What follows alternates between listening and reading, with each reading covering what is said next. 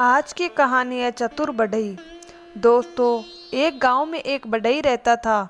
वह शरीर से बहुत हट्टा-कट्टा और दिमाग से बहुत होशियार था। उस बढ़ई ने शहर में अपनी कला से काफ़ी पैसा एकत्रित किया और अपने गांव लौट चला। शहर से लौटते वक्त शाम हो गई थी। रास्ते में एक जंगल पड़ता था। उस जंगल में चोर लुटेरे अक्सर लोगों का धन लूट लिया करते थे। लुटेरे उससे रुपए ना लूट ले, इसीलिए उसने काम के मिले पैसों की पोटली बगल में दबा ली और ठंड से बचने के लिए ऊपर से कंबल ओढ़ लिया। वह चुपचाप सुनसान रास्ते से घर की ओर चला जा रहा था।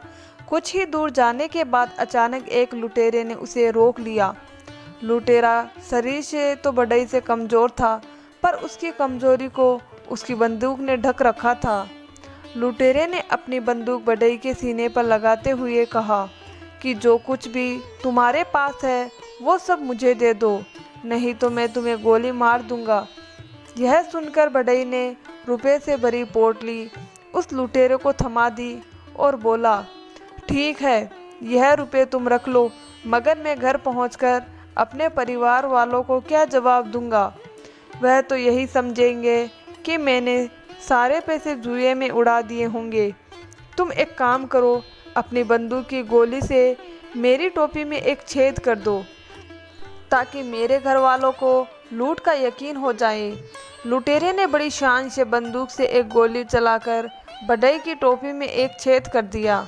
अब लुटेरा जाने लगा तो बढ़ई बोला, भाई एक काम और कर दो, जिससे मेरे परिवार वालों को यकीन हो जाए कि लुटेरों की गैंग ने मिलकर मुझे लूटा है, वरना मेरा परिवार मुझे कायर ही समझेगा। तुम अपनी बंदूक की गोली से मेरे इस कंबल में 4-5 छेद कर दो। लुटेरों ने खुशी खुशी गोलियां चलाकर बढ़ई के कंबल में छेद कर दिए। इसके बाद बढ़ई ने अपना कोट भी निकाल दिया और बोला, इसमें भी 1-2 छेद कर दो, ताकि सभी गांव वालों को यकीन हो जाए कि मैंने बचने के लिए बहुत संघर्ष किया था।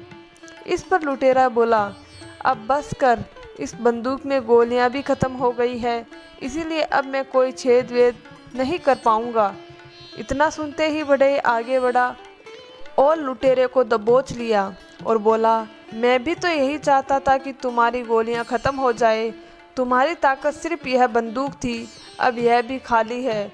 अब तुम्हारा मुझ पर कोई जोर नहीं चल सकता। चुपचाप मेरी पोटली मुझे दे दो, वरना।